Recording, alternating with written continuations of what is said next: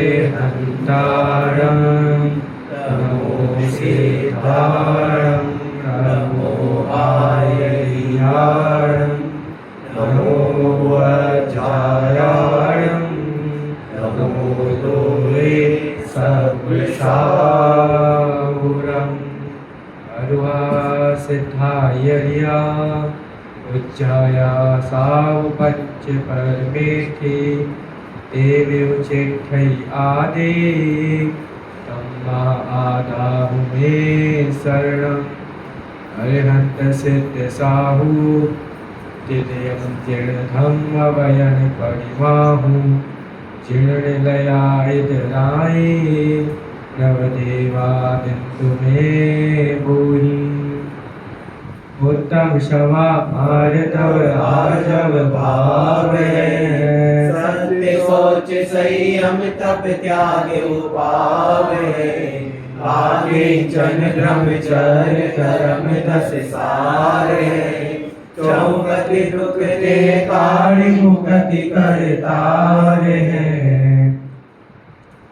10 लक्षण महापर्व का मंगल आयोजन, जिसके अंतर्गत हमने प्रतिदिन 10 लक्षण का क्या महत्व है, इन पर्वों का क्या महत्व है, उनकी चर्चा की है। उसी के संदर्भ में, उसी के क्रम में आज उत्तम तप धर्म का दिवस है। अभी तक जैसे विज्ञान में 2 प्रकार के फंडामेंटल्स होते हैं, एक थियरी और एक प्रैक्टिकल। अभी तक जितना भी था वो थियरी का मैटर था। अब आज से थोड़ा सा प्रैक्टिकल का मैटर स्टार्ट होता है। प्रैक्टिकल क्या करें? समय सार में जब आचार्य देव ने प्रारंभ में ही बता दिया जीव को कि हमको 4 प्रकार की बुद्धि का त्याग करना है। और क्या करना है? बुद्धि का त्याग करके आत्मा में अपनत्व करना है, जो शुद्ध निश्चय का विषय है। अब जीव ने बोला हमने समझ तो लिया है आचार्य देव, लेकिन हमें करना क्या है? अभी तक तो आपने बताया आत्मा का चिंतन करो, शुद्ध निश्चय का विषय वो जो अपना भगवान आत्मा है उसको जानो, लेकिन हम करें क्या? तो उसके लिए आचार्य देव कहते हैं बेटा पहले तुम बताओ तुम करना माने क्या जानते हो? तुम्हारे अंतरंग में, तुम्हारे चित्त में करना माने क्या है? करने को डिफाइन करो जरा, क्या होता है करना? तो कहते हैं शिष्य कि कुछ व्रत आदि पालन करना, कुछ चीज़ों का त्याग करना, सप्त व्यसन का त्याग करना, तप करना, इत्यादि इत्यादि। ये तो करेंगे, लेकिन आप तो कह रहे कुछ करना ही नहीं है, आप तो कह रहे सिर्फ आत्मा का चिंतन करना है। तो आचार्य देव ने बहुत बढ़िया सूक्ति वाक्य लिखा उसमें। जिनागम में बहुत सारी प्रसिद्ध गाथाएं हैं जिनकी सूक्तियाँ बन जाती हैं।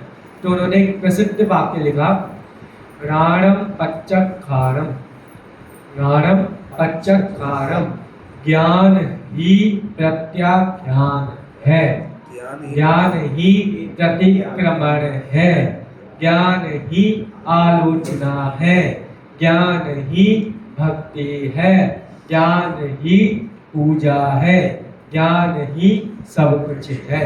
ऐसे थोड़ी ना होता है ज्ञान सब कुछ है, अपने मन से ठोक रहे हो, हम बाकी के बाहर में करते हो नहीं दिखता। ज्ञान ही सब कुछ है क्या? ज्ञान कितनी महिमा क्यों कर रहे हो? तो आचार्य देव बताते हैं जब जब जीव को धर्म का अंतरंग, धर्म जो अंतरंग में प्रारंभ होता है ना, तो सबसे पहले वो क्या करता है? सीधा तप करना शुरू करेगा, सीधा उपवास करना शुरू करेगा। पहले अंतरंग में, ज्ञान में उन चीज़ों का महत्व समझता है। अब जैसे उन्होंने एग्जाम्पल दिया और शिष्य नहीं मान रहा था, आचार्य अमृतचंद स्वामी का एग्जाम्पल देना पड़ा। एक बार एक धोबी ने, धोबी क्या करता है? कपड़े धोता है ना। तो एक बार किसी ने कपड़े धोने के लिए धोबी को दिए। अब धोबी ने बढ़िया कपड़े धो दिए, एकदम बढ़िया से मजे आ गए। उस जिसने धुलवाए थे ना उसको बहुत अच्छा लगा, बढ़िया प्रेस करके दिया, सब बढ़िया किया। अब उसमें एक चादर भी थी। अब वो क्या किया? अब वो घर पर आया, उसने चादर, रात का समय आया सोने का, चादर खोली, ओढ़ना प्रारंभ किया, पूरा ओढ़ लिया, मस्तक तक ओढ़ लिया। तो फिर उसको पता लगा ये तो मेरी चादर नहीं है, ये तो किसी और की चादर है जो मेरे पास आ गई है। तो क्या सबसे पहले वो चादर छोड़ेगा कि नहीं छोड़ेगा? मत छोड़ देगा। हाँ, सबसे पहले ज्ञान में ये भेद विज्ञान हो गया कि ये मेरी नहीं है, उसके बाद सेकेंडरी वो काम करेगा कि उसको छोड़ेगा, ये मेरी नहीं है, इसको तय करो, वापस पैक करो, देकर आओ, उसको समझाओ, ठीक से कपड़े धोया कर। ऐसे ही आचार्य देव कह रहे हैं राणम पच्चक खानम, ज्ञान ही में सब कुछ होता है। और अभी तक जो उत्तम, क्षमा, माधव, वाजव, शौच, सत्य, संयम, ये सब ज्ञान में ही, ज्ञान की प्रधानता से कहे गए हैं।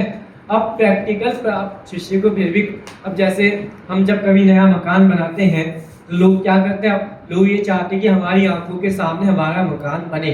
अब किसी व्यक्ति ने मकान बनाया, अब उसने मकान बनवा तो लिया, अब पूछा जाए उससे, आप लोग ही पूछे मकान किसने बनवाया, तो क्या बोला जाएगा उत्तर में, हमने बनवाया, हमने पैसा लगाया, हमने किया।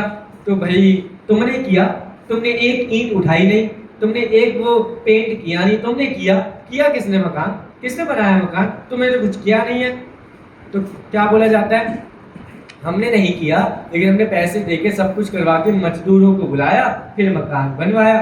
फिर भी तुमने तो नहीं बनाया ना, बनाया तो मजदूरों ने ना, तुमने अपने मुख से कह दिया कि मकान तो हमने ही बनवाया है, मान ही नहीं रहा कैसे। अब तो दिख रहा है ना प्रत्यक्ष में, मजदूरों ने मकान बनाया है, हमने कहाँ बनाया है। तो फिर उसको बोलते हैं, समझाते हैं वो कि हमने क्या किया, हमारा क्या रोल था उसमें। तो क्या होता है, जब मजदूर मकान बनाते सुबह से आ जाते हैं, रात तक लगे रहते हैं, तो हम क्या करते हैं, हम एक जगह बैठकर उन पर नजर रखते हैं। तो वो जानना देखना जीव को काम ही नहीं लगता, वो भी तो कार्य है। जानना देखना कार्य नहीं, क्या करना मीन्स क्या लगता है, कुछ करें, ईंट उठाओ, पेंट करो, ये करो, वो करो, तो लगता है कुछ किया है। लेकिन उन्होंने जाना देखा है, उससे भी उनका करना धरना सिद्ध है। जानना देखना भी तो काम है। इसलिए बोला जाता है बच्चों को जब पढ़ाते समय कि हमें कौन सी गति प्राप्त करनी है, मोक्ष गति। मोक्ष गति में क्या होता है, सिर्फ जानते देखते हैं। अब जानना देखना कुछ होता है क्या, खाएंगे पिएंगे नहीं, घूमेंगे फिरेंगे नहीं, वहां पे सिद्ध भगवान ऐसे बैठे रहते हैं। हाँ भैया, जानना उनका काम ही है, जानना देखना। और जानना देखना एक काम है, और सबसे पहले कुछ होता है तो ज्ञान में ही निश्चित होता है, ये मैं हूँ, ये पर है, ये मेरा नहीं है, ये उसका नहीं है, ये किसी और का है, मेरा मेरे पास है, उसका उसके पास है। ये सब ज्ञान में पहले निश्चित होता है, बाद में हमारे आचरण में आता है। जैसे न्याय शास्त्र में एक शब्द चलता है व्याप्ति। व्याप्ति शब्द सुना आप लोगों ने, व्याप्ति किसे कहते हैं, नहीं पता होगा, नया शब्द है आप लोगों के लिए व्याप्ति। हमारे आचार्यों ने न्याय शास्त्र में न्याय की ऊपर विजय इसलिए प्राप्त की है क्योंकि हम लोगों ने हमेशा अपनी बात को सिद्ध किया है व्याप्ति से। व्याप्ति माने क्या, जैसे जगत में देखा होगा आप लोगों ने, दो लोग हमेशा प्रसिद्ध होते हैं। क्यों प्रसिद्ध होते हैं, अगर हमें किसी व्यक्ति को खोजना है, जैसे यहाँ पे कोई है जो दो आपस में पक्के दोस्त हों, है कोई ऐसे यहाँ पे, महिलाएं तो होंगी नहीं, महिलाएं कभी दोस्त नहीं बन सकती किसी की, पुरुष ही दोस्त बन सकते हैं। सॉरी मैंने गलत कह दिया। देखो दो दोस्त हैं, सपोज मैं हूँ, मेरा एक दोस्त है। अब किसी को उस व्यक्ति का काम आया तो उसको पता होगा ये व्यक्ति कहाँ मिलेगा, ये आयुष जैन के साथ ही घूम रहा होगा। अगर हमें इस व्यक्ति को खोजना है तो हम आंखें बंद करके, किसी और पर ध्यान ना देकर, किसी और से ना पूछकर स्वयं ज्ञान का विवेक का उपयोग करते हैं, ये तो उसके साथ ही होगा, क्योंकि दिन भर उसके साथ ही रहता है ना, जहाँ ये जाए वहां वो जाए। ऐसी ही व्याप्ति होती है, इसके होने पर इसका होना और इसके नहीं होने पर उसका भी नहीं होना, इसका नाम है व्याप्ति। ठीक है, इसकी का दूसरा नाम है अविनाभाव संबंध। क्या नाम है, अविनाभाव संबंध। अब आप लोग सोचना, व्याप्ति का एक उदाहरण और ले लो, प्रसिद्ध आचार्य ने, हमारे आचार्य के 3-4 उदाहरण ही फिक्स हैं। एक ने वो उदाहरण दिया तो बाकी आचार्य भी वही उदाहरण देते हैं। पूरे न्याय शास्त्र का, जैन न्याय शास्त्र का एक प्रसिद्ध उदाहरण है। एक ही उदाहरण से सारे आचार्यों ने काम चलाया है, कोई और उदाहरण मिला ही नहीं। कौन सा उदाहरण, अग्नि और धुएं का। अग्नि के जहां जहां अग्नि होगी वहां वहां धुआं भी होगा ही होगा। ये बोले तो चलेगा, ये बोले तो चलेगा, जहां जहां अग्नि होगी वहां वहां धुआं होगा ही होगा। चलेगा। क्यों भाई, अग्नि होगी तो कॉमन सेंस, अग्नि जलेगी तब धुआं तो होगा ही होगा ना। जहाँ जहाँ धुआं होगा वहाँ वहाँ अग्नि होगी। हाँ, जहाँ जहाँ धुआं होगा वहाँ वहाँ अग्नि होगी, जहाँ जहाँ धुआं नहीं होगा वहाँ वहाँ अग्नि भी नहीं होगी। ये व्याप्ति है। अब पहले वाला बोला तो उसमें क्या गलत हुआ? अग्नि होगी तो धुआं नहीं होगा? नहीं होगा। आजकल एलपीजी गैस, उनमें धुआं नहीं निकलता है। आप कोई जैसे कि एग्जाम्पल, एक प्रसिद्ध एग्जाम्पल है, कोई एक दीवार है बीच में, इस दीवार के इधर एक महिला गद्दे, ठंड का समय आके गद्दे साफ कर रही है। गद्दे साफ कैसे किए जाते हैं? गद्दों पे धूल है तो उनको ऐसे मारा जाता है। तो वो भी जब आप दूर से कोई व्यक्ति देखता है तो ऐसा लगता है कि धुआं जैसा कुछ निकल रहा है। तो धुआं तो है नहीं, अग्नि तो है नहीं, तो धुएं जैसा प्रतिभास होने वाला भी बहुत सारे संबंध इस दुनिया में विद्यमान है। इसलिए जहाँ जहाँ धुआं होगा वहाँ वहाँ अग्नि होगी, जहाँ जहाँ धुआं नहीं होगा वहाँ वहाँ अग्नि नहीं होगी। कभी आप सोचो, हमारे आचार्य ने जैसे समय समय एक फिक्स एग्जाम्पल है, घट, पट और रथ, 3 उदाहरण। ऐसे न्याय शास्त्र में प्रसिद्ध उदाहरण है अग्नि धुएं का। अग्नि धुएं का एग्जाम्पल क्यों लिया? कोई और एग्जाम्पल नहीं मिला इसमें, बल्कि फंस रहे थे। ऐसा एग्जाम्पल लेते इसमें फंसने की गुंजाइश ही ना हो। ऐसा क्यों किया? कभी आप लोगों ने सोचा? जैसे घट, घट मतलब क्या होता है? कोई भी पदार्थ हम बनाते हैं ना, घड़ा, घट मतलब घड़ा। घड़ा कौन बनाता है? कुम्हार। पट, कपड़ा कौन बनाता है? जुलाह। ठीक है। और रथ, रथ आदि के जो एग्रीकल्चर का जो सामान है ना, जो भी आर्किटेक्ट, उनको कौन बनाता है? आज की भाषा में लो आर्किटेक्चर। ठीक है। तो जब जब मुनिराज, उस समय तो तब प्रसिद्ध विज्ञान का जमाना नहीं था, जब जब मुनिराज वन से सुबह आहार हेतु नगर में प्रवेश करते हैं तो गांव के बाहर ही उनको जुलाह, कुम्हार और वो आर्किटेक्चर दिख जाता है। इसलिए उनको जो दिखा उन्होंने वही उदाहरण यहाँ पे लगा दिया। वो उन्होंने लगाया, अब उन्होंने लगाया तो समय लगा, ऐसा नहीं है। उन्होंने लगाया तो बाकी सबको भी वैसे ही दिखता रहा, क्योंकि सारे गांव की ये आदत थी कि कुम्हार बनाने वाला छोटी जाति का होता है, वो सब बाहर रहते हैं, गांव से जो बाहर का एरिया होता है, इसलिए वहाँ पे वो कार्य करते हैं, मुनिराज को सहज दिख जाता है। ये बात तो हमको समझ में आ गई। अग्नि धुएं का फिर भी कोई संबंध नहीं है।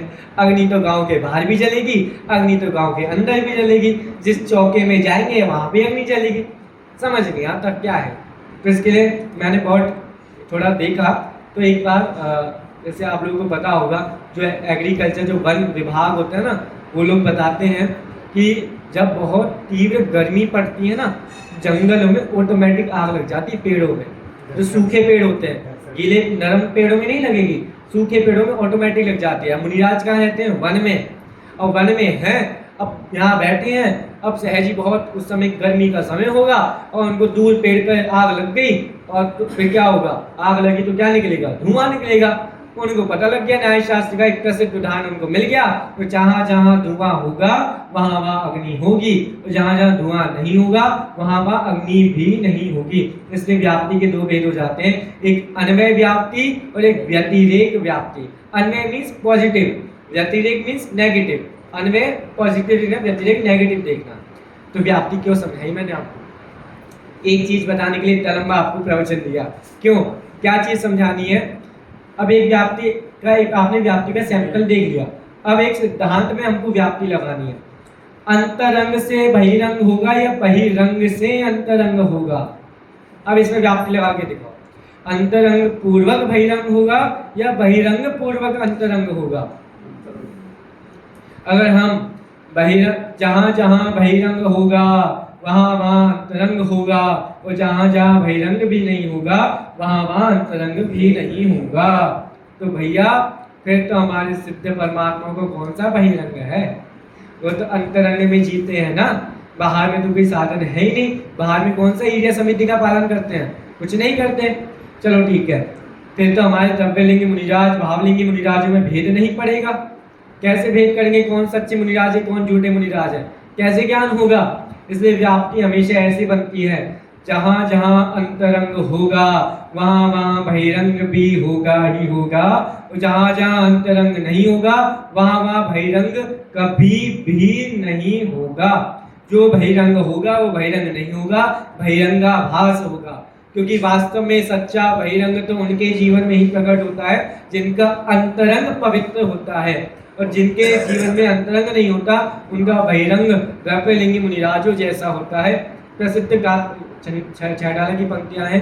कोटि जन्म तप तपे ज्ञान बिन कर्म झरे जे, ज्ञानी के छिन माहित गुप्ते सहज करे ते, मुनि व्रत धार अनंत बार ग्रेवक उपजायो, पै निज आत्म ज्ञान बिना सुख लेश न पायो।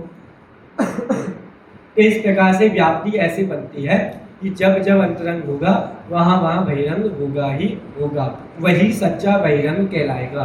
दो शब्द बताए थे पहले, आवश्यक और परम आवश्यक। परम आवश्यक होगा तो वह आवश्यक भी सच्चा होगा। जहाँ परम आवश्यक हमारे हाथ में नहीं होगा वहाँ जो आवश्यक होगा वो आवश्यक नहीं होगा, आवश्यक के रूप में उसका आभास होगा, गलत होगा, वो सही क्रियाएं नहीं होंगी। आश्चर्य की बात है, जो द्रव्यलिंगी मुनिराज के दो भेद तो समझते हैं, द्रव्यलिंगी और भावलिंगी। द्रव्यलिंग जैसे आपकी सिद्धि चक्र विधान है ना, उसमें पहली पूजन की जयमाला में आता है द्रव्यलिंग बिन कर्म, सामान्य बोलता हूँ, गा नहीं पाऊंगा, यह पता नहीं है। द्रव्य लिंग बिन कर्म खपाई, भाव लिंग बिन शिव पर जाय, पाई जाय, जो भी समथिंग है। द्रव्य लिंग के बिना कर्मों का खेद होता है कि नहीं होता है? कर्म झड़ते हैं कि नहीं झड़ते हैं? द्रव्य लिंग के बिना बताओ, द्रव्य लिंग के बिना कर्म झड़ेंगे कि नहीं झड़ेंगे? अब द्रव्य लिंग हो या ना हो उससे कोई मतलब नहीं है। भावलिंग होगा तो कर्म झड़ेंगे। इसलिए हमारे आचार्य कुंदकुन को तो यहाँ तक लिखना पड़ा अष्टपाहुर में, किस जीव ने आज तक इतनी बार मुनि पद धारण कर लिया है कि उनके पीछे कमंडल का ढेर लगा दो तो कैसा हो जाएगा? सुमेरु पर्वत के सदृश हो जाएगा। इसलिए आज तक द्रव्य लिंग में जी रहा है, आज तक भावलिंग में कभी नहीं जिया। इसलिए एक बार भावलिंग में जी लो तो द्रव्य लिंग तो सहज होगा, करना नहीं पड़ेगा। मुनिराजों का दूसरा नाम क्या है? मुनिराजों के पर्यायवाची क्या होते हैं? साधु, निर्ग्रंथ, साधु और वनवासी और वो शब्द नहीं आ रहा जो आ गया ना शब्द श्रमण। पहले दो प्रकार की संस्कृति होती थी, एक वैदिक संस्कृति और एक श्रमण संस्कृति। श्रमण, श्रमण माने क्या होता है? जिनके जीवन में श्रमण, प्राकृत में ना को ना लिखा जाता है, ना मतलब होता है ना, जिनके जीवन में कोई श्रम नहीं होता वो होते हैं श्रमण। हमारे मुनिराजों को तप करना नहीं पड़ता, हो जाते हैं सहज। करना तो आत्मा का चिंतन पड़ता है, और आत्मा का चिंतन होता है तो बहिरंग सहज ही पवित्र बन ही जाता है। तो यही उत्तम तप धर्म हमको यही प्रेरित करता है कि तप हमको करना चाहिए। अगर हमारी थियरी पक्की हो गई है तो अब प्रैक्टिकल करना शुरू करो। कब तक थियरी में जिएंगे? प्रैक्टिकल भी तो करना पड़ेगा ना। वास्तव में प्रैक्टिकल तो ज्ञान में ही हो गया है, थियरी में ही हो गया है, क्या अपना है क्या पराया है। फिर भी अब सहज प्रैक्टिकल होगा, तो सहज प्रैक्टिकल का नाम है तप। अब वो तप कितने प्रकार के आप सबको बताएं? तप दो प्रकार के होते हैं, एक बहिरंग तप और एक अंतरंग तप। अंतरंग तप भी 6 और बहिरंग तप भी 6।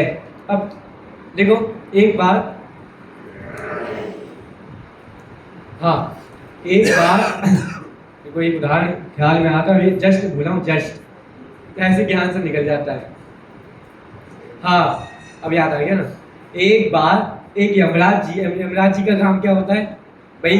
जो जहाँ पे जितना जी लिया उसकी आयु पूरी हो गई, उसको लेने के लिए उसके घर चलो, आपका अपने मेहमान नवाजी करने के लिए उसके घर में आते हैं। और उनके साथ एक बार आता है, कौन आता है? चित्रगुप्त, है ना? पता नहीं आप लोगों को? चित्रगुप्त जिसके पास पूरा बही खाता होता है हमारे पास, हमारा हमने क्या क्या किया क्या क्या नहीं किया। हमारे यहाँ चित्रगुप्त कौन है? कर्म है हमारे ही कर्म चित्रगुप्त। यम तो कोई नहीं है, वही सब कुछ है। आपने जो किया उसके अनुसार हमको फल मिलता है।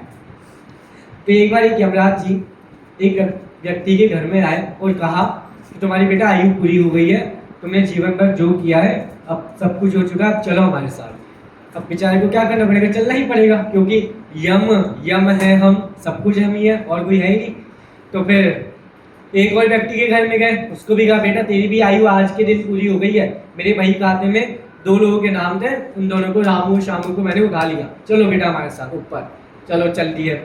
और वहाँ पे जाके अब दोनों का लैपटॉप खोल लिया उनने। अब देखा भाई इसने क्या क्या किया है, इसने क्या क्या किया है। तो जिसमें पहले व्यक्ति के घर में गए थे ना, उसको बोला बेटा तूने तो जीवन भर पाप किया है, तेरे को जीवन इतनी मुश्किल से हमने दिलवाया था, तूने क्या किया? कुछ भी नहीं किया, जीवन भर पाप किया है और पाप का फल अब भोगेगा नरक में जाके। बेचारा रो रहा, क्या करे समझ नहीं आ रहा। उसने मान लिया पाप किया है तो भोगना तो पड़ेगा ही ना, मैंने किया है। अब जीव की आज तक आदत है, ते कर्म पूरब किए खोटे सहे क्यों नहीं जी रहा। तब किया है तो उसको सहन करने की पावर भी रखो, जज्बा रखो, हम सहन करेंगे। हम जब कोई अच्छा काम करते हैं तो हमें लगता है हमने अच्छा किया है, वाह। तो अब गलत करते हैं तो गलत को अपनाते क्यों नहीं हम लोग?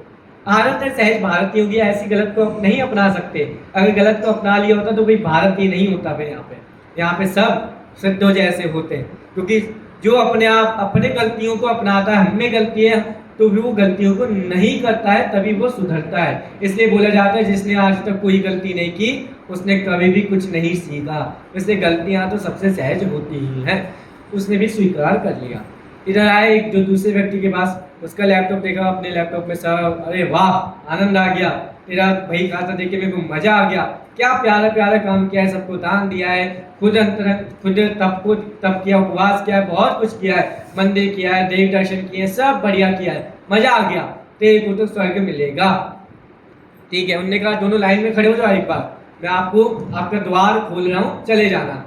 तो भैया उसने बोला, जो स्वर्ग में गया था ना जाने वाला, उसने बोला मैंने जीवन में बहुत अच्छा काम किया है, अब मैं स्वर्ग में जाना चाहता हूँ, आपने मेरे को स्वर्ग में दिया है, थैंक यू, मैं आपको बहुत बहुत धन्यवाद ज्ञापित करता हूँ। लेकिन मेरे को इतना बताओ, मेरे को कितने सेवक मिलेंगे, कितने नौकर मिलेंगे मेरे को? उसने कहा देखो बहुत सारे नौकर मिलेंगे, चिंता नहीं कर। तो फिर इन्होंने सोचा, अभी इधर वाला कुछ नहीं बोला, उसको तो अपनी गलती का पश्चाताप है। और वो बोला बेचारा, वो सोच रहा है इसको नरक क्यों भेजूं, इसको थोड़ा तो प्रायश्चित अब हो रहा है, इसको नरक नहीं भेजना चाहिए। उसने उससे कहा कि एक काम करते हैं, स्वर्ग में जो जाने वाला था इसको मैं तेरा नौकर बनाता हूँ, ताकि तेरी संगति में रहेगा तो सीख पाएगा, और सीख जाएगा, अच्छा काम करेगा तो फिर नरक में कभी नहीं जाएगा, स्वर्ग में ही रहेगा। तो भैया उसने कहा सिर्फ एक नौकर, और कहाँ गए, और कोई चाहिए मेरे को, एक से काम नहीं चलेगा। तो उसने कहा यमराज ने बेटा देख लिया मैंने, अब तू इसका नौकर बन। देखो तूने आज तक काम किया तो वांछाओं से किया, महत्वाकांक्षाओं से काम किया, इससे आपको फल नहीं मिलेगा। अब तू इसका नौकर बनेगा तो अब तू सीखेगा कि कैसे करना चाहिए, कैसे प्रायश्चित होता है और कैसे निर्वांछक पूर्वक काम किया जाता है। पाप दुनिया में जो जो करते हैं, जिस जीव के जीवन में पाप होते हैं, उनके मन में कोई वांछाएं होती हैं, लेकिन पुण्य करने वालों के जीवन में मन में वांछाएं नहीं होनी चाहिए। इसलिए हमारे जैन दर्शन को बोला जाता है अयाचीक जिन शासन।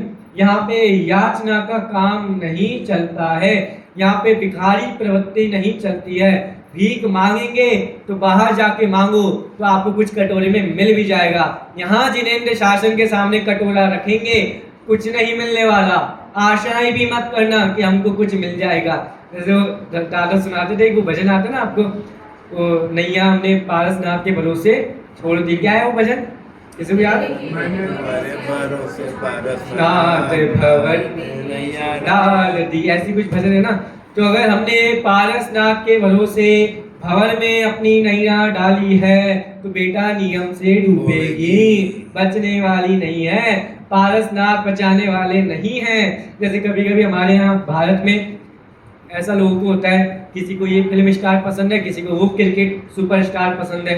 ऐसे हमारे भगवान में भी हो गया है, किसी को आदिनाथ से ज़्यादा प्रेम है, किसी को पार्श्वनाथ से ज़्यादा प्रेम है, किसी को महावीर से ज़्यादा प्रेम है। महावीर का जमाना बहुत है आजकल, और पार्श्वनाथ का भी जमाना चल रहा है, बाकी का जमाना नहीं चल रहा है। मल्लीनाथ, अनंतनाथ, ये तो ऐसे ही चलेगा, इनको कोई देखता ही नहीं है, ना इनके बारे में कोई पूछता है। बताओ आदिनाथ जयंती मनाते हैं, महावीर जयंती मनाते हैं, मल्लिकनाथ जयंती क्यों नहीं मनाते हम, मुनीश्वरनाथ जयंती क्यों नहीं मनाते? अनंतनाथ ने हमारा क्या बिगाड़ा है? ये भाव होता है, ये बड़े हैं, ये झूठे। हमारे दिल्ली में तो एक जगह लोगों के मन में ऐसा भी चलता है, जैसे महावीर जयंती का दिवस है, अब लोग महावीर जयंती क्यों मनाते हैं? आज भगवान महावीर का अंतिम जन्म हुआ था, इसलिए हम महावीर जयंती मनाते हैं। दीपावली क्यों मनाते हैं? भगवान महावीर आज के दिन मोक्ष गए थे, उनको निर्वाण हुआ था, इसलिए हम दीपावली मनाते हैं। आज वर्तमान में शासन किसका चल रहा है? भगवान महावीर का शासन चल रहा है। किसी से पूछा गया भाई भगवान महावीर का शासन क्यों चल रहा है, बाकी लोगों ने काम क्यों नहीं किया? बाकी लोगों को भी करना चाहिए ना। ये पार्श्वनाथ ने क्या किया, नेमिनाथ ने क्या किया? कुछ नहीं किया। महावीर ने क्या किया विशेष? तो एक तीसरा व्यक्ति बोलता है तुमको नहीं पता महावीर ने क्या किया? अभी महावीर भगवान के पुण्योदय चल रहा है, बाकी भगवान का पाप कर्म का उदय चल रहा है, इसलिए महावीर का शासन वर्तमान में चल रहा है। जब इनका पुण्योदय आ जाएगा तो इनका भी ट्रेंड चलने लगेगा इंस्टाग्राम पे, इनकी रीलें आने लग जाएंगी, महावीर की नहीं आएंगी। तो भैया जिसको छोड़कर वो भगवान बने हैं, अगर हम उनसे उनकी महानता मानेंगे तो हम भगवान का अपमान कर रहे हैं या अवर्णवाद कर रहे हैं। अपमान अवर्णवाद में अंतर क्या होता है? अच्छा, अपमान बड़ा ज्यादा खतरनाक है, अवर्णवाद ज्यादा खतरनाक है? अंतर नहीं पता होगा आप लोगों को, बोल तो दिया। अवर्णवाद शब्द सुनने में अच्छा लग रहा है, अपमान शब्द सुनने में अच्छा नहीं लग रहा। वो प्राचीन लग रहा है, ये थोड़ा नया लग रहा है, वो संस्कृत में लग रहा है, ये थोड़ा हिंदी में लग रहा है। अवर्णवाद वो होता है कि किसी व्यक्ति की हमने बुराई की, वो गुण उसमें नहीं है और हम उन अवगुणों से उनकी बुराई कर रहे हैं, ये है उस व्यक्ति का अवर्णवाद। अपमान वो होता है जो कार्य उसने गलत किया है, उस कार्य के अनुसार हम उसकी निंदा कर रहे हैं। इसलिए भगवान का हमेशा अगर हम अवर्णवाद करेंगे तो महा दुखी रहेंगे।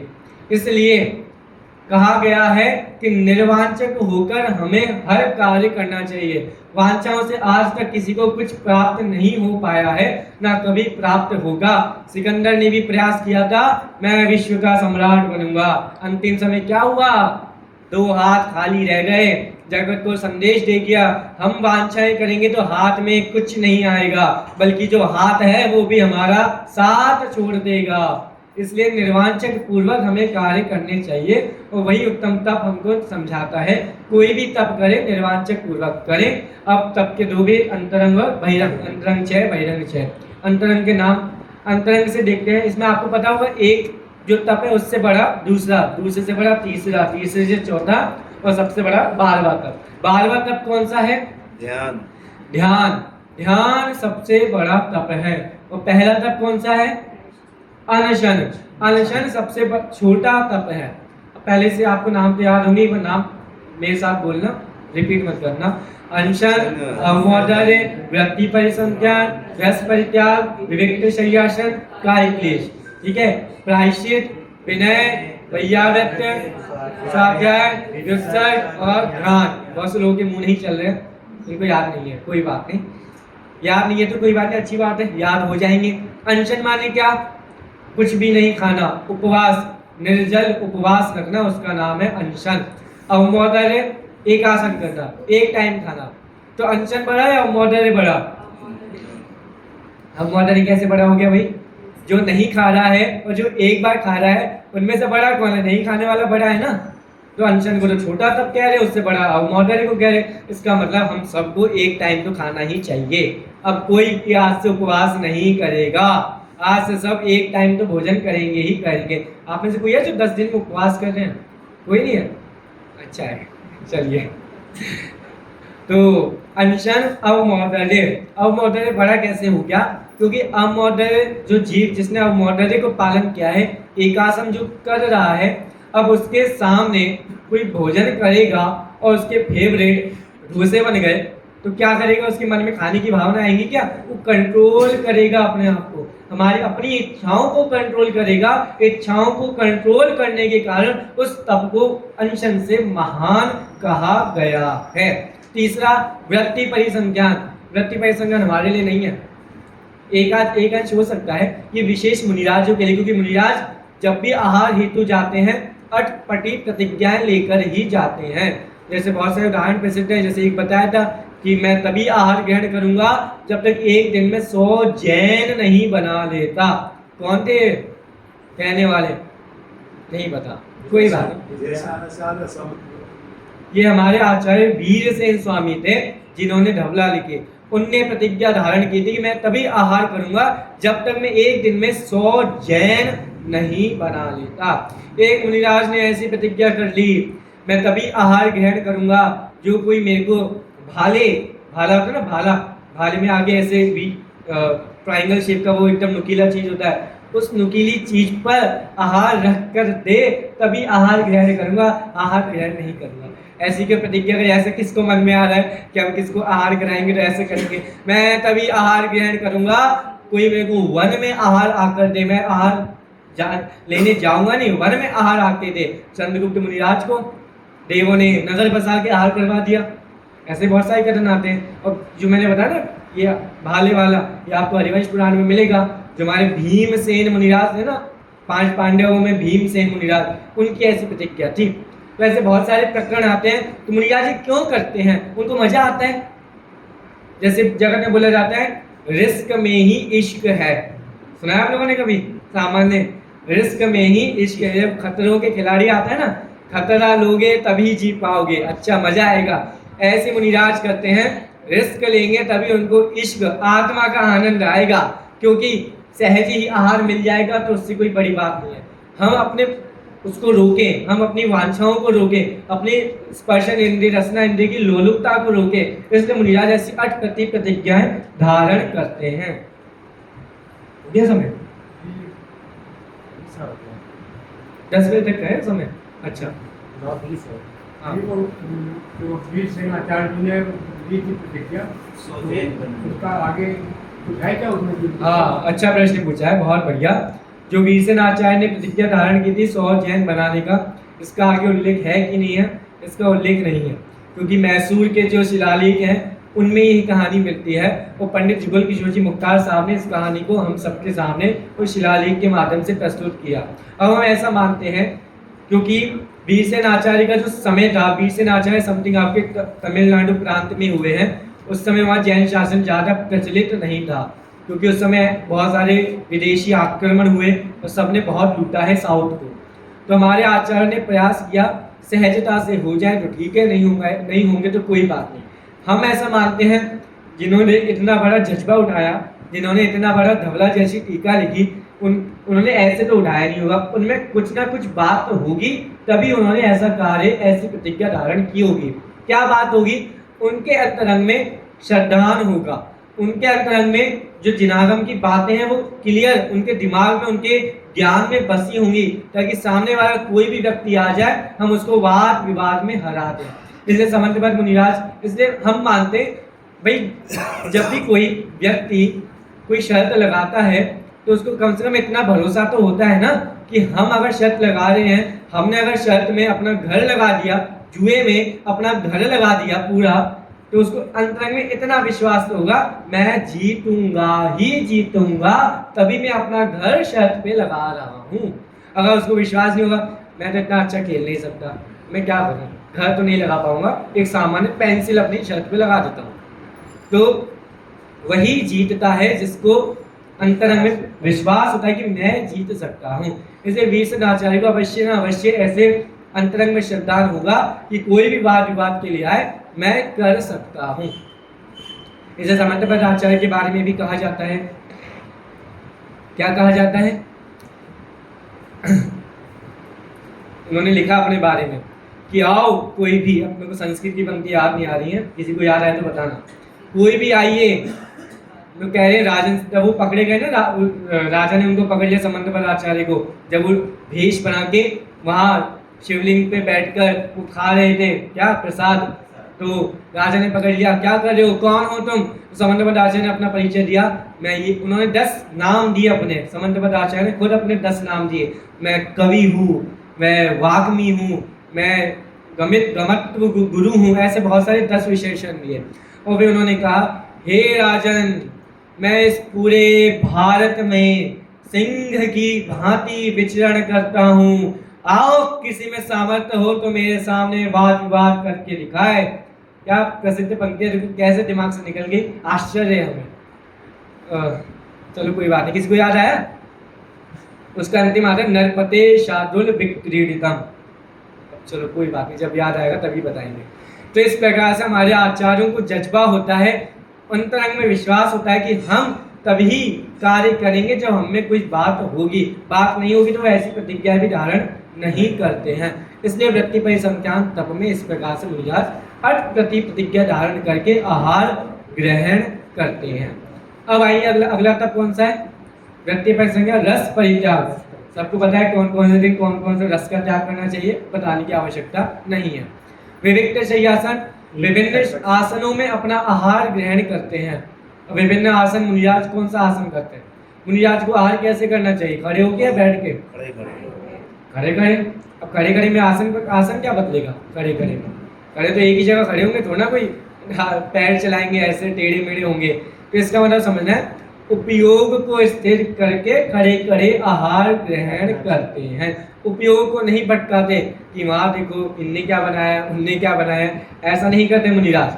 जो हाथ आएगा उपयोग को स्थिर करेंगे, उनका मुंह ऊपर भी नहीं होता, सिर्फ खाने के लिए ऊपर होता है फिर नीचे हो जाता है, अपनी अंजुली पे ही उनका ध्यान रहता है। इसलिए विविक्त शय्यासन तप उन मुनिराजों के जीवन में होता है। ऐसे हम लोगों को भी मुनिराज से सीखना चाहिए।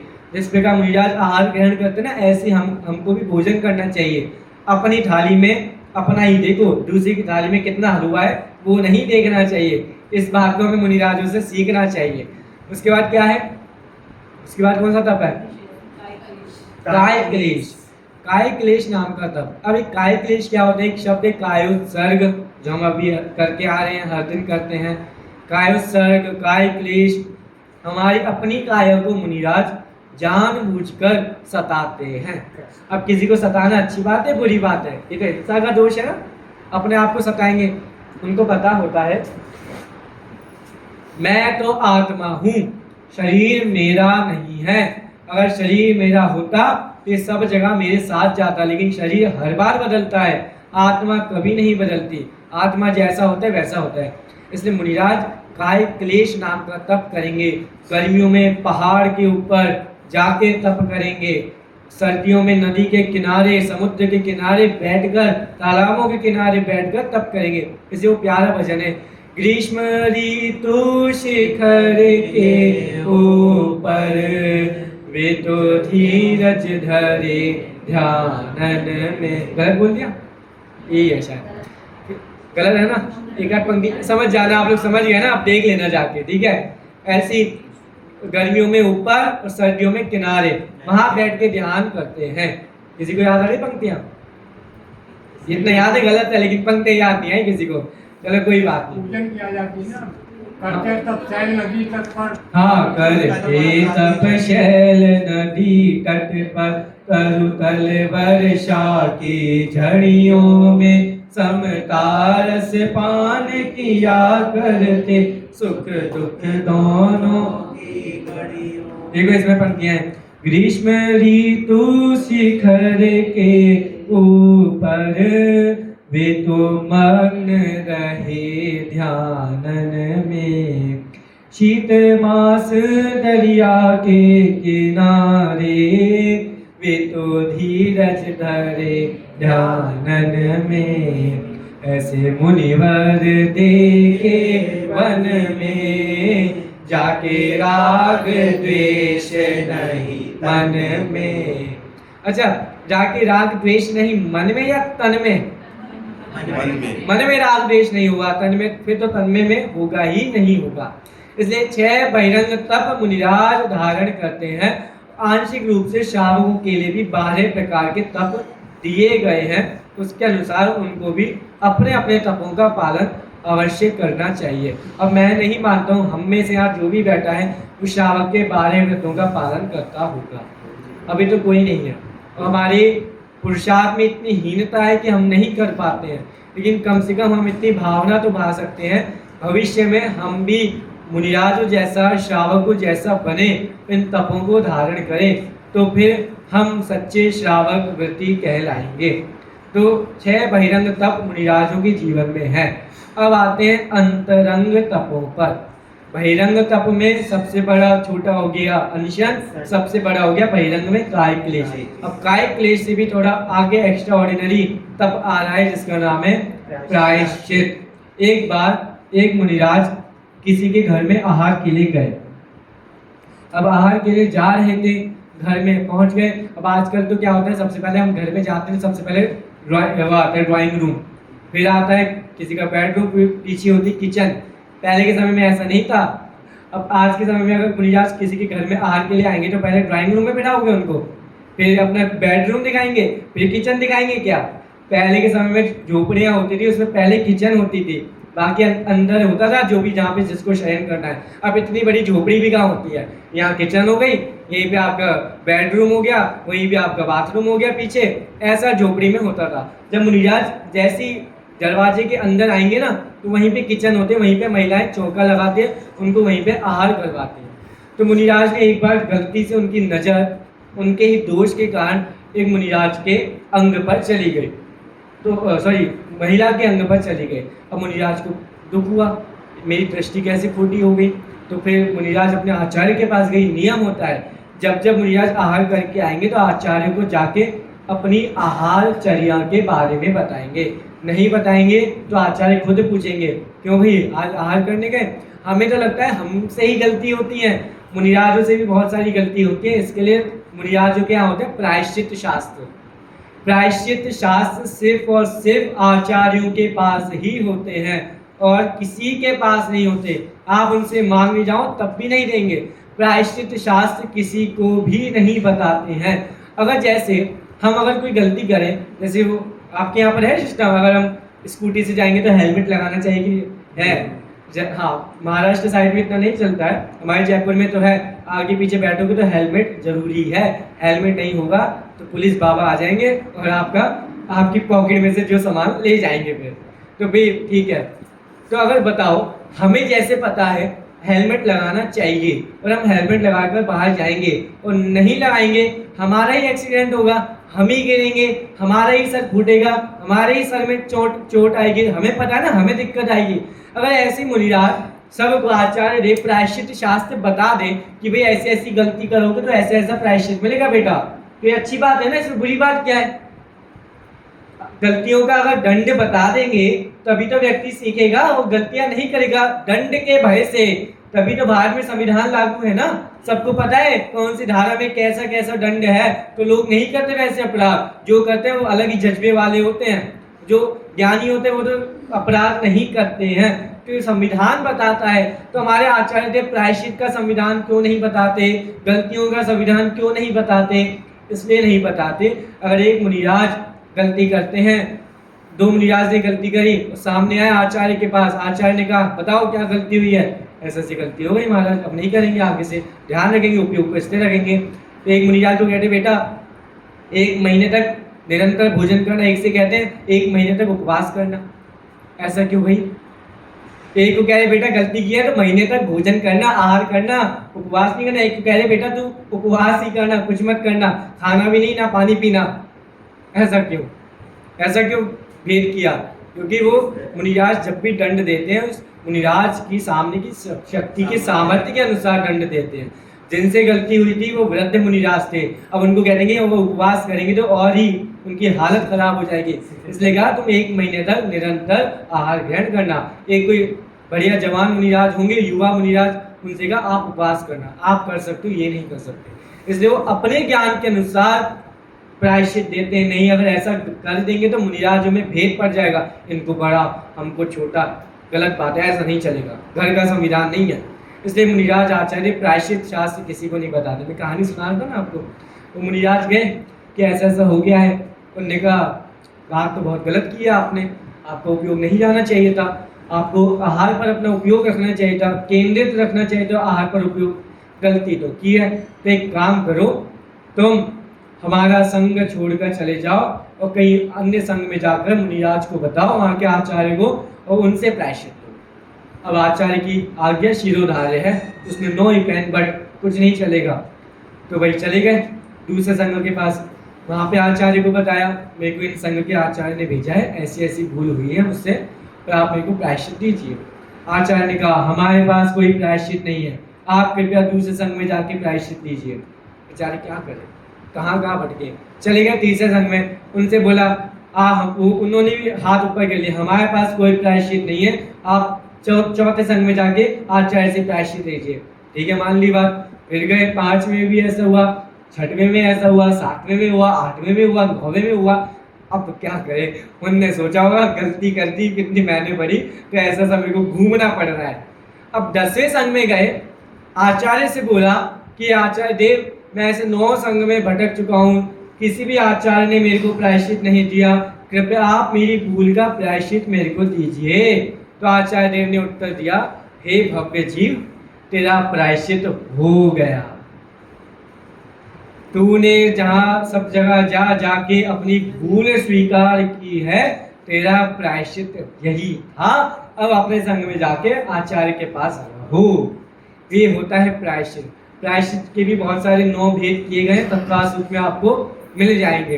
तो प्रायश्चित तब मुनियाज धारण करते हैं, और हमें भी प्रायश्चित अपनी शक्ति के अनुसार प्रायश्चित करना चाहिए। ऐसा बोला जाता है, जगत में कहावत है, जिसके जीवन में गुरु नहीं उसका जीवन शुरू नहीं। इसलिए सबके जीवन में कोई ना कोई गुरु होना चाहिए। हमारे जीवन में हमारे माता पिता गुरु हैं, हमारे लौकिक विद्या गुरु जो है वो हमारे गुरु हैं, हमारी जिनवारी हमारी गुरु है। हम भी जब भी कोई गलती करें अपने से बड़ों को बताएं, ताकि हमारी भूल का समाधान होवे। अब गलती बताना किसी के हिम्मत की बात है क्या? तो हम पंडित बनारसी दास जी से सीख लें, वो अपनी गलतियां जन जन को बता रहे हैं, मैंने गलती की है तुम मत करना। तो गलती नहीं करते हैं वो तो बहुत बड़े हैं, वो जो गलती करके अपनी गलतियों को स्वीकार करके भी प्रायश्चित करते हैं वो उनसे भी बड़े हैं। इसलिए प्रायश्चित तब हमारे जनागम में रखा गया है। फिर क्या है प्रायश्चित की बात? विनय। वाह, विनय नाम का तप, अद्भुत। विनय तप भी है, विनय धर्म भी है, विनय पाप भी है। धर्म मीन्स पुण्य, विनय पुण्य भी है और विनय पाप भी है। मिथ्यात्व में विनय नाम का, मिथ्यात्व का भेद है, एकांत, विपरीत, संशय, अज्ञान, विनय। जैसी हमने तपों में लगाया ना, ऐसी इसमें लगाओ। एकांत से बड़ा विपरीत, विपरीत से बड़ा संशय, फिर संशय से बड़ा ज्ञान, और सबसे बड़ा विनय। तो विनय मिथ्यात्व जब भी वो लगाते हैं, सबसे बड़ा पाप कौन सा? मिथ्यात्व सबसे बड़ा पाप है। उसमें भी भेद कर देना अपने ज्ञान में। विनय नाम का मिथ्यात्व ही सबसे बड़ा मिथ्यात्व है। फिर आता है विनय के बाद, सॉरी विनय में जब पाप हो, पुण्य हो गया, पाप पुण्य देखो, विनय संपन्नता। दर्शन 16 कांड भावना में दूसरी भावना विनय संपन्नता, और विनय नाम का ये तप। अब इसमें से विनय सबसे बड़ी है। विनय के लिए ही बोला जाता है ये मीठा जहर है। हम यहाँ भी मस्तक नवाएंगे, हम वहाँ भी मस्तक नवाएंगे, हम यहाँ भी इनको मानेंगे, हम उनको मानेंगे। साधवादी है ना, ये भी सही है वो भी सही है, हम तो मस्त हैं बस। हमें ना काहू से दोस्ती ना काहू से बैर। तो भैया हमने अपने अंतरंग में विनय नाम के मिथ्यात्व को पनाह दी है, अब उसकी पनाह को निकालना है। इसलिए आप विनय नाम के पुण्य पर आओ। तो विनय संपन्नता बताएंगी, सच्चे देव शास्त्र गुरु के समक्ष ही नतमस्तक होना, क्योंकि हमारा मस्तक सड़ा हुआ नारियल नहीं है जो किसी के सामने झुक जाएगा। तब राजपूत मराठी लोगों में इतना सामर्थ्य होता है, मस्तक काट दो लेकिन हम झुकेंगे नहीं। तो हमें भी ऐसा होना चाहिए। वो याद है भजन की पंक्तियां, कौन ले रहा था भजन कि अब देखो कैसे भूल जाते पंक्ति, याद समझ नहीं आता है कि पूरी दुनिया एक जगह खड़ी हो जाए और हम एक जगह खड़े हो, तब भी हम सच्चे देव शास्त्र गुरु को ही नतमस्तक होंगे। समंतवद आचार्य से सीखो। अरे छोड़ जाए वो, हाँ बीतरागी को है। हाँ, भले रूठ जाए ये सारा जमाना, नहीं रागियों की शरण में है जाना, बस एक वीत रागी को सिर है झुकाना, बस एक वीत रागी को सिर है झुकाना। ये श्रद्धान मेरा है मेरू समाना, मेरू के समान अचल श्रद्धान होना चाहिए, चलायमान नहीं होना चाहिए। इसलिए बहुत सारी मूवी आजकल बनती हैं, तो ये बताने के लिए बनती है कि जगत में कितने भटकने के मार्ग हैं और हमें कैसे चलना चाहिए।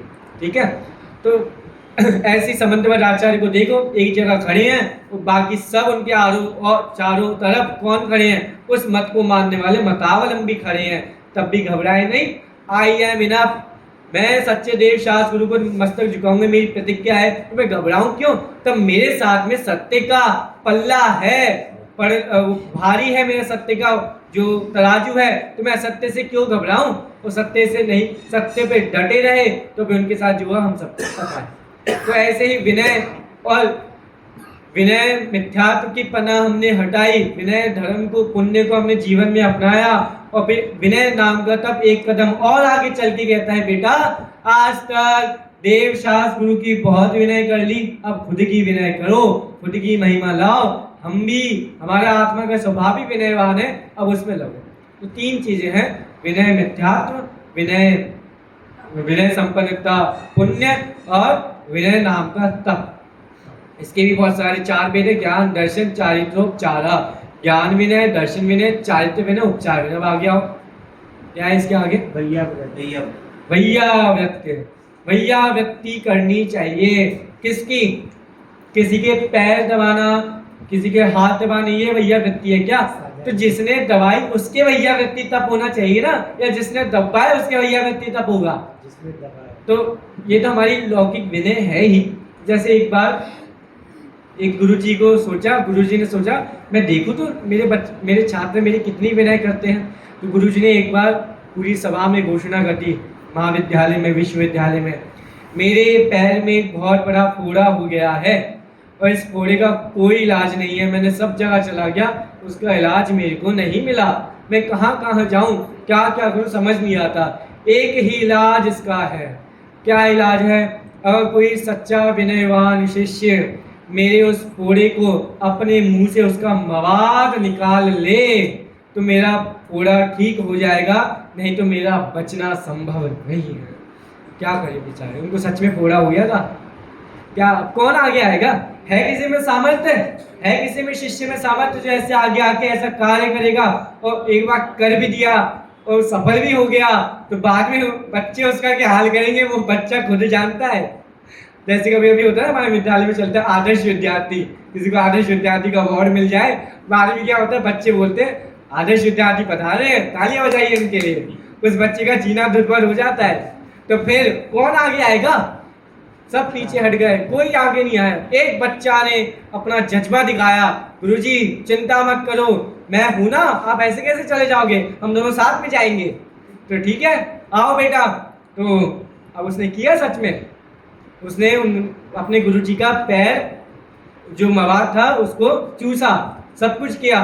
अब किया, सब कुछ किया, बहुत बढ़िया, वो मान गए गुरुजी बहुत प्रसन्न हुए, एक तो शिष्य है मेरा। बाद में बच्चों ने पूछा बेटा भाई क्या स्वाद आया, कैसा स्वाद आया, जरा बताना एक बार, मीठा स्वाद आया, कड़वा आया, कषाय आया, कैसा स्वाद आया?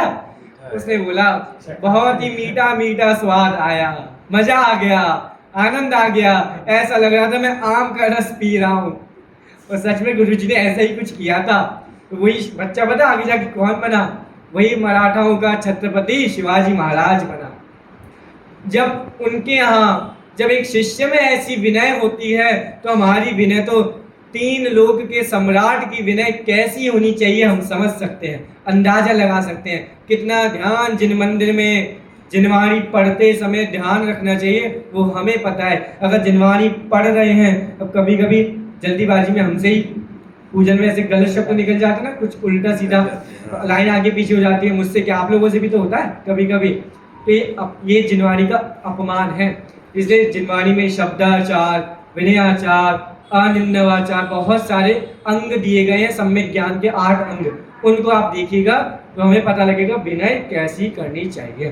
तो विनय नाम के ऐसे तप हैं। प्रायश्चित विनय भैया वृत्ति में समझाया था। पढ़ नहीं पा रहा है, मान लो उसकी ग्रामर अच्छी नहीं पढ़ पा रहा है तो उसको भी दोष लगेगा। हाँ बिल्कुल लगेगा। उसके लिए उपाय दिया ना, आप ग्रामर सीखो, ग्रामर सीखो तो पढ़ो। ऐसा है, संस्कृत प्राकृत नहीं पढ़ सकते हैं कोई बात नहीं, इसलिए हमारे आज के समय में पद्यानुवाद चलते हैं, उसको पढ़ो क्योंकि उनमें भी वही भाव होता है। तो भैया वृत्ति तप में हमको यही समझना है कि हाँ तो वही है, प्रमाद का दोष हमको लगता ही है, किंचित सामान्य लगता है, लेकिन जानबूझ के करेंगे तो ज्यादा लगेगा। ऐसा है, हाँ वही है ना, हम गलती तो गलती है, कोई बात नहीं। अब ऐसा नहीं हम जानबूझ के नहीं करना चाहते थे तो जानबूझ के गलती करता ही कौन है? सब बिना अनजाने में तो गलती करते हैं। गलती तो गलती है, तो उस गलती का थोड़ा आपको हमको पाप लगता है, ज़्यादा पाप तब लगेगा जब जानबूझ के करेंगे। इसलिए भैया वृत्ति तप में किसी के पैर दबाना ये तो सामान्य हमारी वैयावृत्ति, हमारे विनय है गुरुओं के प्रति, माता पिताओं के प्रति। लेकिन वास्तव में वैयावृत्ति क्या है? जैसे मुनिराज जिस मार्ग पे चलकर मुनिराज बन रहे हैं, वो बनकर मोक्ष में जा रहे हैं, वैसे ही मैं उन मुनिराज जैसा बन जाऊं, ये है सच में वैयावृत्ति। तब मुनि जैसा बनना। जैन दर्शन भक्त और भगवान में भेद नहीं करता, अभेद है। जैसा भगवान है वैसा ही भक्त है, और भक्त भगवान जैसा बन जाएगा तो ये भक्त की सबसे बड़ी वैयावृत्ति है। इसलिए वैयावृत्ति, प्रायश्चित, विनय, वैयावृत्ति, फिर है इसकी तो क्या महिमा करें। हम सब महिमा जानते हैं, हम नहीं जानेगा तो कौन जानेगा। तो इसलिए शास्त्र में लिखा है इच्छा निरोध तपः, एक जगह कहा जाता है धवला में, एक परंपरा चलती है स्वाध्याय परमम तपः। स्वाध्याय परमम तपः, तभी इच्छा निरोध तपः तभी सार्थक होगा जब स्वाध्याय परमम तपः हमारे जीवन में होगा। फिर आओ स्वाध्याय के 5 भेद पता है, रिपीट नहीं करूंगा। वाचना, प्रचना, अनुप्रेक्षा, आमनाय, धर्मोपदेशा। ज्यादा विस्तार की आवश्यकता नहीं है। फिर आइए स्वाध्याय के बाद व्युत्सर्ग। व्युत्सर्ग क्या होता है? व्युत्सर्ग के बाद आता है ध्यान। व्युत्सर्ग माने क्या होता है? किसको पता है? व्युत्सर्ग उत्सर्ग करना। उत्सर्ग मतलब जो सामान्य रूप से जो हमारी काया है, पर पदार्थ है, उनके प्रति ममत्व भाव नहीं होना, परिग्रहों का त्याग करना, ये व्युत्सर्ग कहलाता है। तो इसकी विशेष चर्चा हम उत्तम आकिंचन धर्म के दिवस पर करेंगे। अब आइए ध्यान। ध्यान सबसे बड़ा तप है। अब ध्यान क्या है, ध्यान की क्या चर्चा है, इसका भी प्रकरण योगसार में दे रखा है, तो उसके बारे में भी समझेंगे। सबसे बड़ा तप ध्यान है। उसका विवेचन आचार्य योगींद्र देव अपनी योगसार में एक अलग प्रकरण लिखकर करते हैं, जिसके माध्यम से हम समझते हैं योगसार माने क्या है। अभी हम दूसरा प्रकरण समझ रहे हैं। आचार्य देखेंगे ध्यान तो आपको समझना है, अच्छी बात है, लेकिन ध्यान से पहले थोड़ा एक बार अपनी थियरी अच्छी कर लो। थियरी अच्छी होगी तो ध्यान भी अच्छा होगा। थियरी में अगर हमारे मन में कूड़ा करकट होगा तो भी वो अच्छा नहीं हो पाएगा। इसलिए हमारे आचार्य देव ध्यान का प्रकरण लिखेंगे। इससे पहले पुण्य पाप को थोड़ा समझा रहे हैं। कल शिष्य ने अदालत समाप्त हो गई थी, आज फिर से अदालत शुरू होती है। पंडित बनारसीदास जी खड़े हैं, उनका शिष्य भी खड़ा है। शिष्य कह रहा है हम पुण्य पाप एक है ऐसा नहीं मानेंगे। क्यों नहीं मानेंगे? 4 तर्क बोलिए। 4 तर्क दिए थे ना, कौन कौन से? अब इतनी जल्दी तो नहीं बोलना चाहिए भैया। 4 तर्क कौन कौन से शिष्य ने दिए थे पुण्य पाप अलग अलग है ऐसा बताकर। हाँ, स्वभाव, पढ़ो छंद पढ़ो तब याद आएगा। दूसरा वाला छंद है ना, नीचे वाला, कारण रस स्वभाव फल। ये कारण रस स्वभाव फल अलग अलग हैं ऐसा बतलाकर जीव ने पुण्य पाप भी अलग अलग है ऐसा सिद्ध करके दिखाया था। अब शिष्य पंडित बनारसीदास जी कह रहे हैं तुमने कल बहुत होशियारी दिखा ली, आज हमारी होशियारी देखो, हमारी जनाब की धाराओं की होशियारी देखो क्या है। वो वाला छंद पढ़ी पहले जो विषय का था, नीचे है ना, पीछे पीछे पीछे होगा, एक मिनट ये वाला पेज देना। ये संकलिस परिणाम निसो पाप बंद होई, विशुद्ध सो पुण्य बंद हेतु भेद मानिए। पाप के उदय साता भाको है कटुक स्वाद, पुण्य उदय साता मिष्ट रस भेद जानिए। पाप संकलिस रूप पुण्य है विशुद्ध रूप, भेद यो बखानिए। पाप सो कुगति होय, पुण्य सो सुगति होय, ऐसो फल भेद पर तछि पर मानिए। ऐसो फल भेद पर तछि पर मानिए। जब जब हम ये वाले छंद पढ़ते हैं आनंद आता है ना अलग से एकदम, कितना प्यारा मीठा मीठा छंद है। इसको बोला जाता है मत्त सवैया, है ना, सवैया छंद बोला जाता है। इसको पढ़ के ही अलग आनंद की अनुभूति होती है। इसलिए पंडित बनारसीदास जी ने इन छंदों का बहुत प्रयोग किया है, दोहा, चौपाई, सवैया इत्यादि। तो शिष्य ने 4 तरह के रख दिए, रिपीट नहीं करूँगा। विषय को समझना कि क्या विषय उसमें था। कारण, रस, स्वभाव, फल, चारों में भिन्नता हमको प्रत्यक्ष में दिखती है, तो पुण्य पाप एक नहीं हो सकता है। पंडित बनारसीदास जी अब अपना फाइनल निर्णय दे रहे हैं। जिनागम की धारा के अनुसार। पढ़िए।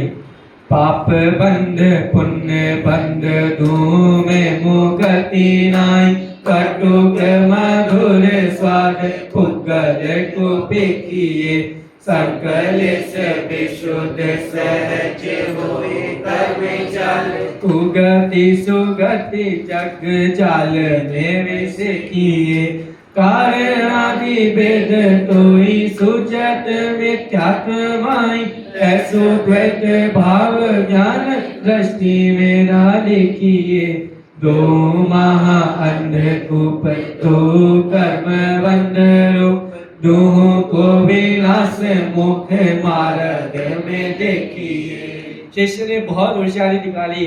अब पंडित बनारसीदास जी अपनी होशियारी दिखा रहे हैं। पहली पंक्ति कितनी प्यारी है। पाप बंध पुण्य बंध दूह में मुक्ति नाही। फाइनल निर्णय एकदम। जब जब प्रकाश अगर हमको करना है एक अंधेरे कमरे में, तो हम क्या करते हैं? लाइट जलाएंगे या दीपक जलाएंगे। दीपक जलाया तो प्रकाश हो गया। अब कारण कैसा था? प्रकाश करने वाला कारण था, प्रकाश करने के प्रयोजन वाला कारण था, तो कार्य में भी प्रकाश का फल मिला। कारण जैसा होगा कार्य भी वैसा होना चाहिए। ऐसा शिष्य ने प्रश्न किया था, तो पंडित बनारसीदास जी ने कहा ऐसा नहीं है। तुमने जो पुण्य पाप में भिन्न भिन्न कारण दिखाया था, हम सिद्ध करेंगे दोनों का कारण एक ही है। पुण्य कैसे बनता है? संक्लेश भाव विशुद्ध भावों से। पाप कैसे बनता है? संक्लेश भावों के कारण से। तो कह रहे हैं दोनों ही कारणों में मुक्ति तो है ही नहीं। मुक्ति का फल तो मिलना चाहिए। मुक्ति का फल कहाँ मिल रहा है? तो पाप बंध पुण्य बंध दोनों में मुक्ति नहीं। तो तुम्हारा पहला तर्क तो फेल हो गया। जाओ घर बैठो। अब दूसरा तर्क लाते हैं। कटुक मधुर स्वाद पुगल को पेखिए। अब पुण्य का उदय होगा तो मीठे मीठे फल मिलेंगे, बढ़िया बढ़िया सब हमारे सामने नतमस्तक होंगे। पाप के उदय में सब हम पर पत्थर मारने वाले पैदा होंगे। लेकिन बेटा कह रहे हैं उनसे, तुम समझो दोनों का स्वाद तो है पुद्गल की पर्याय। किसी में मीठा स्वाद आ रहा है, किसी में कड़वा स्वाद आ रहा है किसका स्वाद? पुद्गल की पर्याय का। अगर अलग अलग होता, अगर पुद्गल की पर्याय का होता, वो धर्म की पर्याय का होता, धर्म की पर्याय का होता, आकाश का होता, किसी का भी होता, तो हम मानते तेरी बात ठीक है। नहीं है, दोनों का स्वाद तो एक पुद्गल की पर्याय ही निकल के आ रही है। तो पुद्गल चेतन है या अचेतन? अचेतन। और मुक्ति किससे होती है? चेतन से या चेतन से? चेतन को जानने से। तो पाप बंध पुण्य बंध दूह में मुक्ति नाही, कटुक मधुर स्वाद पुगल को पेखिए, संकल से विशुद्ध सहज दो कर्म चाल। बस कारण रस स्वभाव क्या था? स्वभाव में भी यही था। उसका भाव पुण्य का भाव विशुद्ध परिणाम वाला है, विशुद्ध भावों से उत्पन्न होता है। पाप संकलेश परिणामों से उत्पन्न होता है। एक बात में कह दिया, दोनों कर्मों की चाल है। कर्मों की चाल समझते हो? किसी ने कोई चाल चली, षड्यंत्र रचा, दोनों कर्मों का ही एक षड्यंत्र है। वेदनीय कर्म के भेद होते हैं, साता वेदनी असाता वेदनी है। तो है किसके? कर्म के। कर्म क्या करता है? मुक्त कराता है या बंद कराता है? बंद ही कराता है, कभी मुक्त नहीं कराता। इसलिए दोनों दो कर्मचाल, दोनों कर्मचाल है। तो बेटा तुम्हारा तीसरा तर्क भी गलत हो गया, घर पे जाओ। अब चौथा तर्क लाओ। कुगति सुगति जग जाल में विसेखिए। चार लाइन में चार तर्क रखती है। उस शिष्य ने कितने लाइन का छंद है? 1 2 3 4 5 6 7 8 लाइन का छंद है। शिष्य ने तो 8 लाइन के छंद में 4 से तर्क रखे थे। पंडित बनारसीदास जी ने 4 लाइन में चारों तर्कों का खंडन कर दिया। अब बाकी 4 लाइन में क्या करेंगे? तो विशेष कहेंगे। तो कह रहे हैं स्वभाव फल में क्या होता है? पुण्य के फल में बंगला मिलता है, पाप के फल में झोपड़ी मिलती है। तो क्या कह रहे हैं? कुगति सुगति जग जाल में विसेखिए। चाहे बंगला हो, चाहे झोपड़ी हो, चाहे गाड़ी हो, मर्सिडीज हो, चाहे बैलगाड़ी हो, है तो कहाँ? संसार में ही। ले जाएगी कहाँ? संसार में ही। आएगी कहाँ से? संसार से ही। और ले जाएगी जहाँ? संसार में ही। सब कुछ संसार में ही तो हो रहा है। तो जग जाल में ही विषय किए बांधने वाला है। तो तुम्हारे चारों तर्क विफल हो गए हैं। अब बताइए आप लोग, पुण्य पाप एक है या अलग अलग है? एक ही सिद्ध कर दिए ना हमारे आचार्यों ने। अब पंडित बनारसीदास जी ने की ऐसी भाषा निकलती है, लेकिन वास्तव में आचार्य कुंदकुंज स्वामी, आचार्य अमृत चंद्र स्वामी ने अपने कलचो गाथाओं में ये वास्तव में तर्क रखे हैं और उनका भावानुवाद पंडित बनारसीदास जी ने किया। समझ में आ गया आपको 4 लाइन? अब 4 लाइन पढ़िए तो आपको अर्थ समझ में विशेष आएगा। आनंद के साथ पढ़िएगा। पाप बंद पुण्य बंद दूँ में मुगति नाही,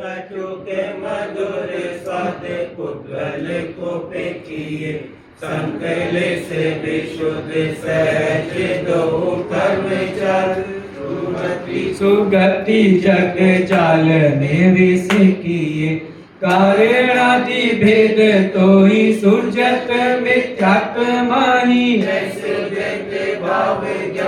दृष्टि में ना देखी। बस 2 शब्द चलते हैं जगत में, स्पेशली जो भक्तिवादी होते हैं ना, भक्ति काल के जितने भी कवि हुए हैं उनकी रचनाओं में 2 शब्द आपको मिलेंगे। भक्ति 2 प्रकार की होती है भक्ति, एक द्वैत भक्ति, एक अद्वैत भक्ति।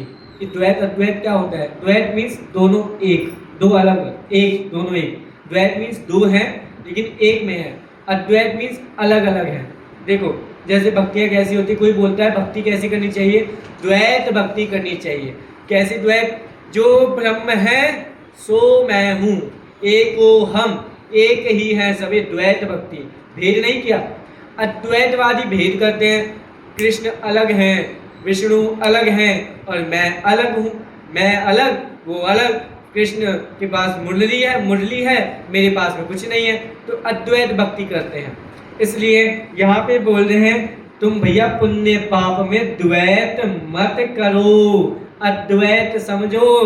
पुण्य पाप एक नहीं है, एक है, अलग अलग नहीं है। इसलिए द्वैत भाव देखो, ऐसो द्वैत भाव ज्ञान दृष्टि में ना लेकिए। अंतिम देखो, 2 महा अंध गुप 2 कर्म बंध रूप, 2 को विनाश मुख मार्ग में देखिए। दोनों का विनाश मोक्ष मार्ग में दिखता है। कुंदकुंज आचार्य ने सबसे बड़ा तर्क दिया समय सार में कि पुण्य से पाप में अंतर क्या है। पुण्य पाप में क्या अंतर है? पुण्य पाप में जो अंतर नहीं देखता वो तो मिथ्या दृष्टि है ही, लेकिन पुण्य हमको पाप से भी आत्मा का अनुभव नहीं होता और पुण्य से भी आत्मा का अनुभव नहीं होता। ये सबसे बड़ा तर्क कुंदकुंज आचार्य ने दिया। उसके बाद 4 तर्क आचार्य अमृत चंद्र स्वामी ने रखे, क्योंकि हम कुंदकुंज आचार्य ने डायरेक्ट अध्यात्म की बात की, उन्होंने थोड़ा बाहर चल के जो सामान्य जगत में मान्यताएं चलती हैं उसको देखकर ये बात रखी है। तो आप सबको समझ में आया होगा कि कैसे पंडित बनारसीदास जी इतने तर्कों के माध्यम से सिद्ध करते हैं। लेकिन शिष्य कैसा है? हठी है। शिष्य आसानी से नहीं मानेगा, ऐसे शिष्य आसानी से मानते भी नहीं हैं। तो इसलिए शिष्य ने विशेष तर्क और रखे हैं कि भाई पुण्य पाप दोनों अलग अलग हैं। अब वो क्या है, कैसे हैं, बाकी दो छंद हैं उनके माध्यम से अपन कल के माध्यम से जानेंगे। फिर अभी 4 दिन शेष है ना अपने पास, 4 दिन। एक दिन मेरे को आपको सर्व की सिद्धि का प्रकरण भी लेना है, वो सुबह लूँगा, शाम को लूँगा, आपको कल बता दूँगा। ठीक है। इस प्रकार से पुण्य पाप दोनों एक है, हम इस बात को माने तभी आत्मा के अनुभव तक हम पहुँचेंगे। इस प्रकार का प्रयास हमें निरंतर करना चाहिए। ध्यान वाला श्लोक ले लीजिए।